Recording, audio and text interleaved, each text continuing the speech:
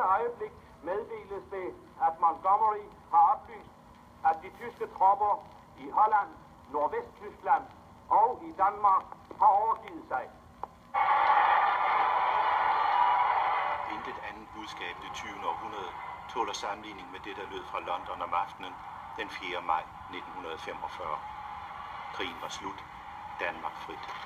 Den skjulte her frihedskæmpere blev med et syn. Den 5. maj blev den første dag i frihed. Den dag kogte Danmark over i glædeshus. Freden var kommet. Nu skulle den også sikres. Den 5. maj blev ingen fredelig dag. Kampe i byerne gjorde dagen til krigens mest blodige for Danmark.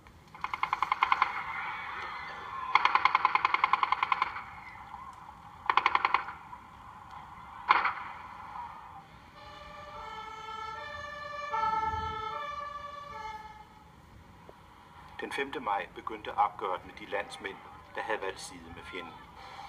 Skarpt bevogtet blev de ført bort, og de kunne ikke være i tvivl om den folkestemning, der herskede mod dem. Død over stikkerne stod der på banner i Odense. På andre bannere priste man den sejrige Røde Armé. Folket havde genvundet friheden, også friheden til at give udtryk for sine meninger. Der kørte maskiner over København om eftermiddagen den 5. maj. Nu kom britterne. Kastrup, general Dewing, hilste på repræsentanter for modstandsbevægelsen, inden han med 300 faldskærmssoldater kørte i triumf gennem København. Blomster, jubel, pigeflirt, taknemmelighed og ægte glæde mødte de britter, der kom til København lørdag eftermiddag den 5. maj 1945. I dagene efter kørte den 8. britiske armé ind i Danmark. De britiske Tommier havde kæmpet sig vej op gennem Europa og rullede nu ind i det befriede Danmark, belæsset med sejrsberuste danskere, der havde koblet sig på det britiske triumftog.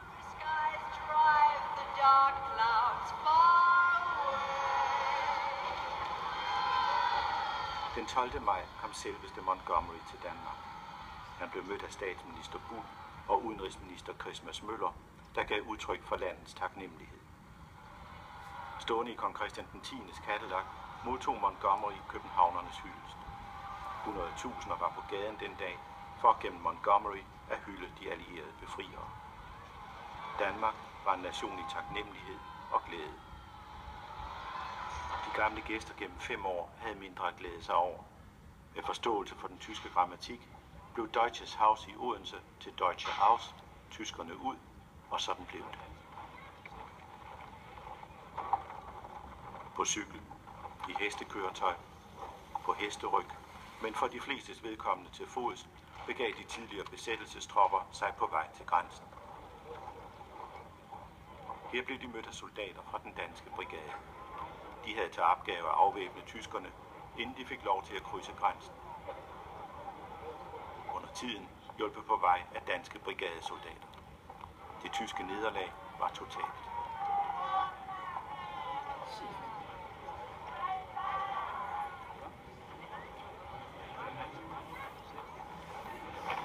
For syge og sårede foregik rejsen hjem i faldefærdige busser med gasgenerator, hvor bøgetræ gjorde det ud for brændstof.